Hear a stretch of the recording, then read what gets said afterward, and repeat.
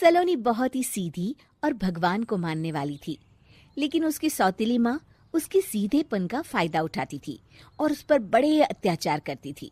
जरा सी चूक हो जाने पर उसकी खूब पिटाई करती। अरे सुनते हो, कोई लूला लंगड़ा देख इसकी शादी तय करो और इसे इस घर से बाहर का रास्ता दिखाओ। सलोनी के पिता जानते थे कि मीना एक चांडाल औरत है, इसलिए वो एक अच्छा घर देख सलोनी की शादी कर देते हैं।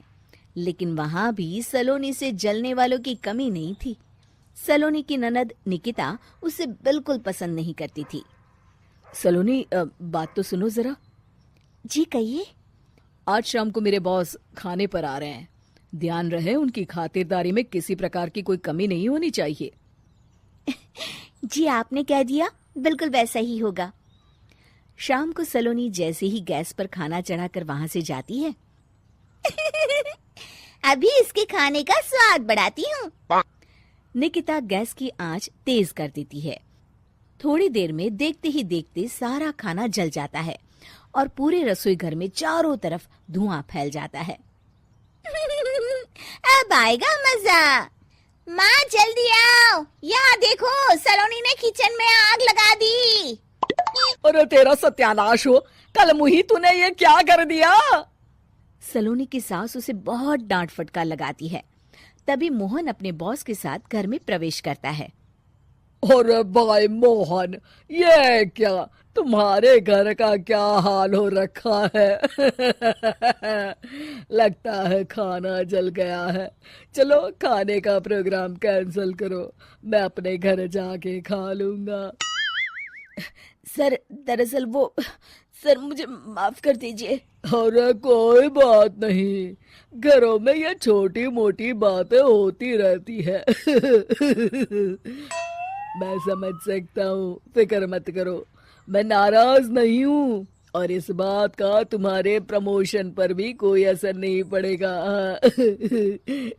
चलो अब चलता हूँ मैं। बॉस के जाते ही मोहन सलोनी पर भड़क उठता है और उसे खूब खरी खोटी सुनाता है।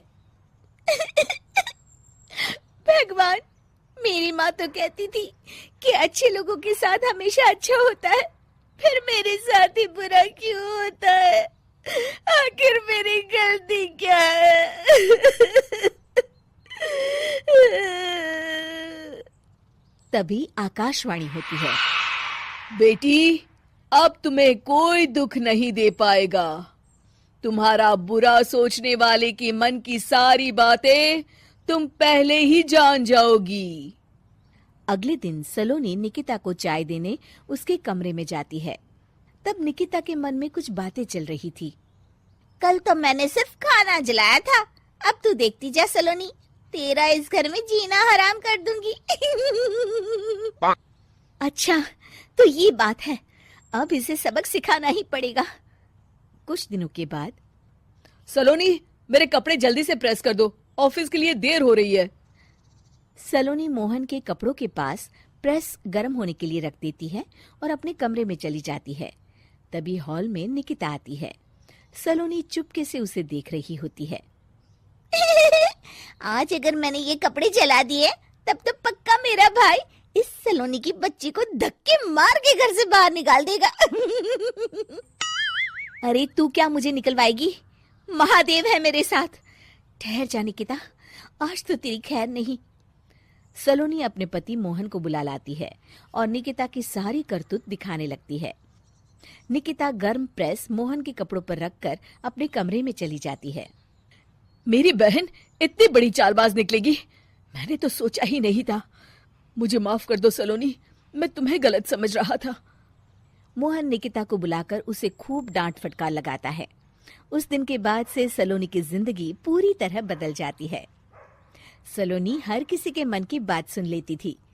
दूसरी तरफ निकिता का कोई भी दांव सलोनी पर नहीं चलता था और आखिरकार वो भी सलोनी के आगे घुटने टेक देती है। फिर एक दिन सलोनी की सास की सहेली ममता अपनी बहू कविता के साथ वहां आती है। कविता मन ही मन कहती है, अरे ये बुढ़िया पागल है जो मुझे यहाँ लेके आ गई। कहाँ मैं अपनी किटी पार्टी छोड़ के इसके साथ यहाँ मरने आ गई। पता नहीं कब तक इसे झेलना पड़ेगा। अरे ये जल्दी मरे और इसकी सारी जायदाद मेरे नाम हो जाए। सलोनी कविता की सारी बातें सुन लेती है। अरे कविता, तुम अपनी सास की जायदाद के लिए उन्हें झेल रही हो और उनके मरने का इंतजार कर रही हो। ये तो गलत बात है। सलोनी की बात सुनकर कविता बिना देर किए कहती है, अरे ये तुमने कैसे सुन लिया? ये सारी बातें तो मैं अपने मन से बोल रही थी। तुमने कैसे सुन लिया? बस फिर क्या था। ये सुनते ही कविता के बगल में बैठी उसकी सास उसकी चोटी पकड़ लेती है। क्यों रे कलमुही, तू मेरे बारे में ये सब सोचती है? मम्मी जी, मुझे माफ कर दीजिए। बड़ी आई मेरी जायदाद लेने वाली, मैं आज ही अपने वकील को बुलाकर सब कुछ छोटी बहू के नाम कर देती हूँ। चल घर चल, आज तेरी अच्छी खबर लेते हूँ। इस तरह सलोनी लोगों के मन की बातें सुन लेती थी, लेकिन धीरे धीरे सलोनी को एहसास होता है कि उसके आसपास के सारे लोग एक दिखावे की जिंदगी जीते हैं और सब एक दूसरे के बारे में बुरा ही सोचते हैं। हे भगवान, दुनिया में कैसे लोग हैं? सबके मन छल कपट से भरे हैं। मैं तो लोगों के मन की बातें सुन सुनकर तंग आ चुकी हूँ। मैं अपनी जिंदगी में अब बहुत खुश हूँ। अब आप मुझसे ये शक्ति वापस ले लीजिए भगवान। इस तरह भगवान सलोनी को दी हुई शक्ति वापस ले लेते हैं और सलोनी एक आम जिंदगी जीने लगती है।